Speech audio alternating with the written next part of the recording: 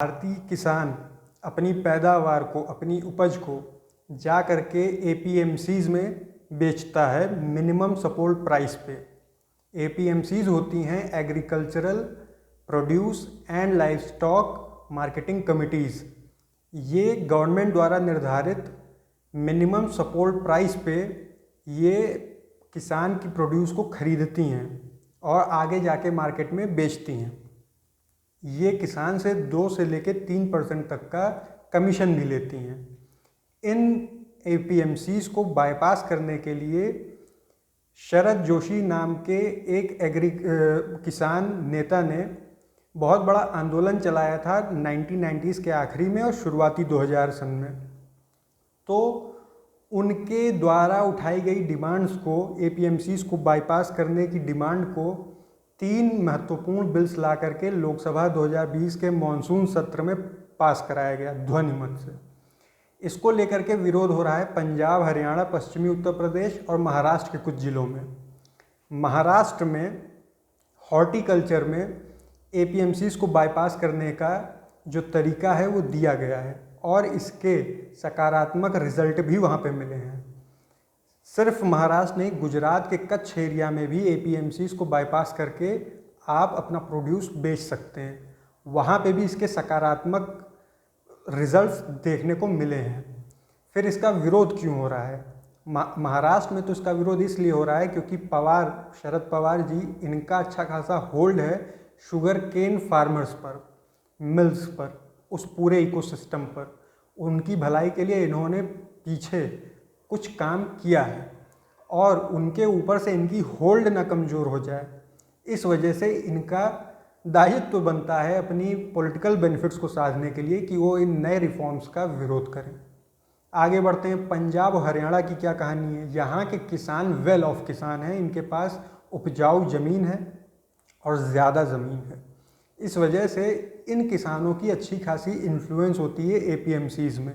अब एपीएमसीज़ को जब बाईपास करने के कानून आ रहे हैं तो जाहिर सी बात है इनके पेट में दर्द होगा। सेम गोज़ फॉर पश्चिमी उत्तर प्रदेश। पश्चिमी उत्तर प्रदेश भी जाट लैंड जो कहलाया जाता है, वहाँ पर जाटों के पास अच्छी खासी ज़मीन होती है, अच्छी खासी खेती होती है, उनकी भी अच्छी खासी पैठ होती है इन एपीएमसीज़ में। तो जाहिर सी बात है उनकी भी वहाँ से चौधराहट ख़त्म हो रही है।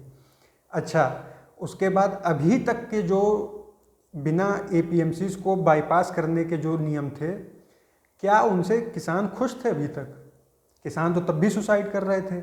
तो जाहिर सी बात है कि अगर वो सुसाइड कर रहे हैं तो उनकी बेहतरी के लिए कुछ ना कुछ एक्सपेरिमेंट, कुछ ना कुछ नई पहल तो करनी पड़ेगी। और एक ऐसी पहल जो कि ऑलरेडी महाराष्ट्र में और कच्छ के एरिया में कुछ सकारात्मक रिजल्ट्स दिखाए हैं जिन्होंने, उसको अगर आप अडॉप्ट करने की कोशिश कर रहे हैं तो इसमें हर्ज क्या है? अब आगे बात आती है कि इन बिल्स के ऊपर अच्छी खासी बहस होनी चाहिए थी संसद में। बहस तो करते, लेकिन करते किससे?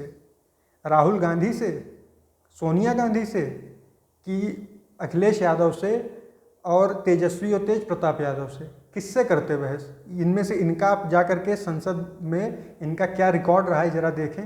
इन्होंने मिल करके आज तक 10 प्रश्न नहीं पूछे होंगे।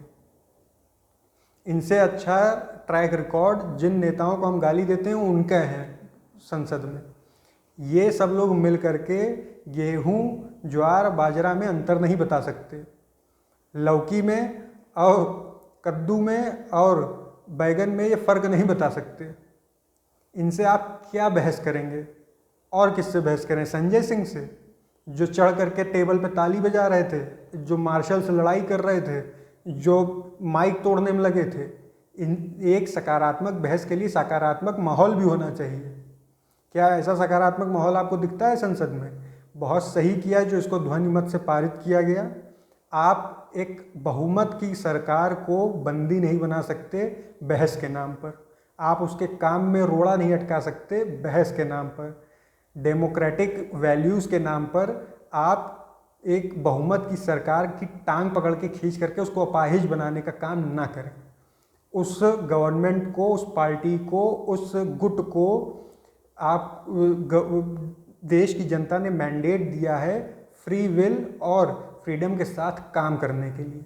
उनके काम में टांग अड़ाने का या तो फिर विपक्ष के पास वो सब्सटेंस हो, वो लॉजिक हो, वो बहस हो, वो हाई डिग्री ऑफ आर्ग्यूमेंट हो, या तो फिर विपक्ष को एकदम से साइडलाइन कर देना चाहिए लात मार के, क्योंकि ये विपक्ष यही डिजर्व करती है। धन्यवाद।